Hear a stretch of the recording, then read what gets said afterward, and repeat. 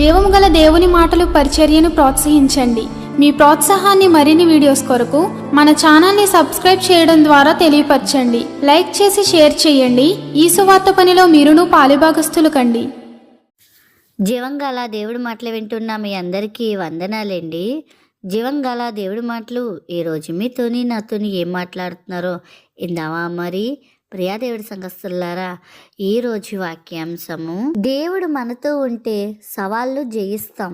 హల్లెలూయా. ప్రియా దేవుడి సంఘస్థులారా, మీరంతా బాగున్నారు కదా. దేవుడి కృప చూపించి మనకి మరొక నూతన రోజు అనుగ్రహించారు. ఆయన నామను గొప్ప చేయడానికి, ఆయన నామలో మనం అందరం ప్రకాశించడానికి మరి ఉదయకాలమే లేచి ప్రార్థనలు చేసుకున్నారా? బైబిల్ చదివారా? మరి ఇంకా ప్రార్థన చేసుకోకపోతే తొందరగా ప్రార్థన చేసుకోండి. బైబిల్ చదవండి. అనేకుల కొరకు ప్రార్థించండి. మరి అలాగే నేను గతంలో నా స్నేహితురాలు ఇక్కడ ఉంటారండి, కుమారి గారు ఇండియా వెళ్ళారని చెప్పాను కదండి. ఆవిడ క్షేమంగానే ఇండియా చేరిపోయారు. అయితే హాస్పిటల్లో ఉన్నారు. కాకినాడ దగ్గర అమలాపురంలో లివర్ హాస్పిటల్లో ఉన్నారండి. ఆమెకి ప్లేట్లెట్స్ పడిపోతున్నాయి. ఆమె కోసం ప్రార్థన చేయండి. మరి ఒంట్లో బ్లడ్ నిలవాలని, ప్లేట్లెట్స్ నిలవాలని, పెరగాలని, ఆమె ఆరోగ్యం కోసం కూడా ప్రార్థన చేయండి. మీకోసం నేను ప్రార్థన చేస్తున్నానండి. మీ ఏవైనా ప్రేయర్ రిక్వెస్ట్లు ఉంటే కామెంట్ బాక్స్లో తెలపండి. అలాగే ఈ దినము జీవంగాల దేవుడి మాటలో ఏం మాట్లాడుతున్నారో మొదటి నుంచి చివరి వరకు విందాం. ఆ రీతిగా మన హృదయాలు సరిచేసుకుని ప్రభు రాకకే సిద్ధపడదాం. ఈరోజు వాక్య భాగము ఇర్మియా గ్రంథము 1వ అధ్యాయం 19వ వచనం. వాళ్ళు మీతో యుద్ధం చేస్తారు కానీ వాళ్ళు మిమ్మల్ని జయించలేరు, ఎందుకంటే నేను మీతో ఉన్నా. దేవుడి వాక్కు. హల్లెలూయా. ప్రియా దేవుడి సంఘస్థులారా, ఈ దినం పరిశుద్ధాత్మ ద్వారాగా ప్రభు మనకి ఇక్కడ తెలియజేసిన మాటలు ఏంటంటే, వాగ్దానం ద్వారాగా దేవుడు మనకి ధైర్యం ఇస్తున్నాడండి. దేవుడు మనకు తోడై ఉంటే మనం జయిస్తామండి. ఎవరు కూడా మనల్ని ఏమీ చేయలేరండి. దేవుడు తోడుంటే ఎవ్వరు కూడా ఆయన చేతుల్లోంచి మనని తీసుకెళ్ళరు. ఆయన చేతుల మనం జారిపోకూడదు. ముందు ఆయన బలిష్ట రెక్కల చుట్టూ మనం ఉండాలి. ఆయన మనకు తోడై ఉన్నాడండి. కాబట్టి ఇదే వాక్యం ఏం చెప్తుందంటే, నీవు శత్రువులు వస్తారు కానీ యుద్ధం ఉంది, కానీ అక్కడ నువ్వు జయిస్తావు, ఎందుకంటే నేను నీకు తోడై ఉన్నానని ఇక్కడ ఇర్మియాతో చెప్తున్నాడు దేవుడు. ఇక్కడ మనతోనే చెప్తున్నాడండి. ఈ మాటలు ఏంటంటే మీరు ఎవరైనప్పటికీ కూడా నీతో సూటుగా చెప్తున్నాడండి దేవుడు. అంతేకాదండి, మన జీవితంలో కష్టాలు శ్రమలు వచ్చినా కూడా, అలాంటి సమస్యలు మన జీవితంలో వచ్చినా సరే భయపడకూడదు. ఎందుకంటే సాక్షాత్తు దేవుడే మనల్ని రక్షిస్తానని చెప్తున్నాడండి. హల్లెలూయా. దేవుడే మనతో ఉన్నంత కాలం కూడానండి, ఆయన మనతో ఉన్నంతప్పుడు కూడా ఏ శక్తి కూడా జయించలేదండి. ఆయన మించిన శక్తి భూమండలంలో ఎవ్వరికీ లేదండి. ఆయన దేవుడు అంత గొప్ప శక్తిమంతుడండి. అంత గొప్ప శక్తిమంతుని కలిగుండి కూడా ఎందుకు మనం సమస్య వచ్చినప్పుడు భయపడుతున్నాం? అయితే దేవుడు చెప్తున్నాడు, భయపడకు, నేను నీకు తోడై ఉన్నాను, నేనున్నానని నీతో చెప్తున్నాడు ఆయన ఈరోజు. హల్లెలూయా. ఇంకా ఇర్మియా గ్రంథం ముందుగా చూసుకుంటే కనుకండి, ఇర్మియా చిన్న పిల్లవాడు ఉన్నప్పుడు దేవుడు ఇర్మియాలో ఉన్న ప్రవర్తన చూశాడు. ఇర్మియాలో ఒక కోణంలో గొప్ప ప్రవర్తన కలిగి ఉన్నాడు, గొప్ప హీరుడు అని ఇర్మియాలో ఏమి కలిగి ఉన్నాడో దేవుడు చూశాడండి. హల్లెలూయా. అయితే ఇర్మియా అంటాడు, నేను చిన్న పిల్లవాడిని, మాట రాదు నాకు సరిగ్గా అని చెప్తున్నాడండి ఇక్కడ ఇర్మియా. అయితే దేవుడు చెప్తున్నాడు, ఇర్మియా నువ్వు భయపడకు, నేను నీకు తోడై ఉన్నాను. ఇర్మియాకి దేవుడు చెప్తున్నాడు, నువ్వు భయపడకు, నా నోటిని నీ మాటలు ఉంచుతాను అని దేవుడు చెప్తున్నాడు. దాని ముందు వచ్చిందే ఈ 19వ అధ్యాయం అండి. 1వ అధ్యాయం 19వ వచనం అండి. మీరు ఇంకా ముందు చూసుకుపోతే ఫస్ట్ నుంచి ఇర్మియాకి దేవుడికి మధ్యన మరి చాలా, ఇర్మియా గారికి చాలా భయం కలుగుతుంది. దేవుడు ధైర్యపరుస్తూ ఉంటాడు. మరి ఎంత చెప్తారు. మరి అది దాని సముద్రంలో వచ్చింది. ఎందుకంటే దేవుడు ఎన్నుకున్నాడు ఇర్మియా గారిని. చూశాడు దేవుడు, శక్తిమంతుడు, గొప్ప ప్రవక్త నేను ఎంచుకుంటున్నానంటే, కానీ ఏమంటున్నాడు? భయపడిపోతున్నాడు. ఇక్కడ ఈరోజు ఈ మాటలు ఏంటుంది? ప్రియా సహోదరుడా, సహోదరాలా, నువ్వు ఏ విషయంలో భయపడిపోతున్నావో భయపడొద్దు. దేవుడు నీతో చెప్తున్నాడు.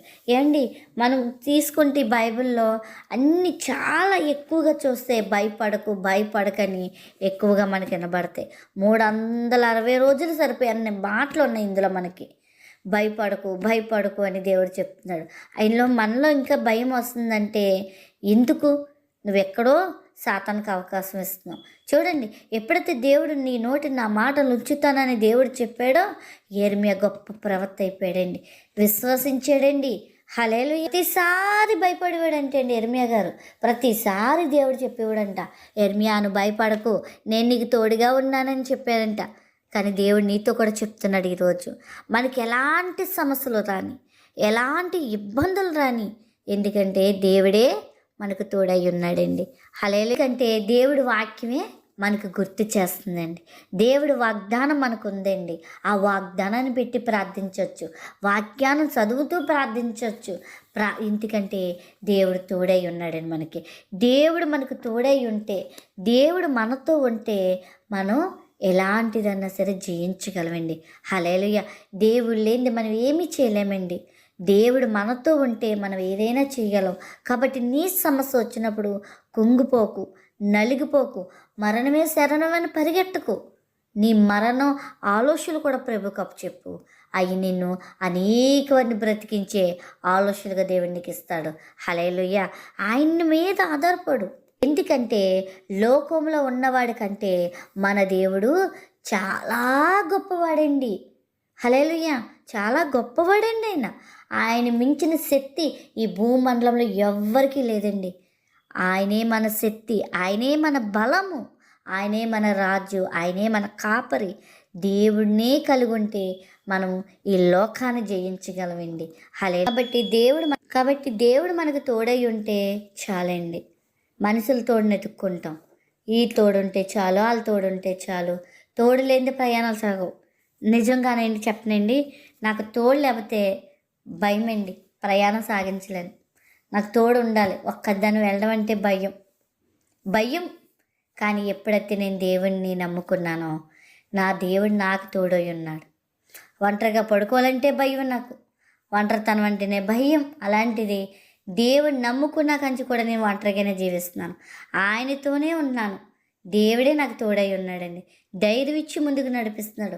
నత్తిదాన్ని ఏ మాట పలకాలో తెలియదు, ఎలా మాట్లాడాలో కూడా తెలియదు. అన్నీ దేవుడే నా నోటి నుండి ఆయన వాక్యాలు చెప్పనిస్తున్నాడండి.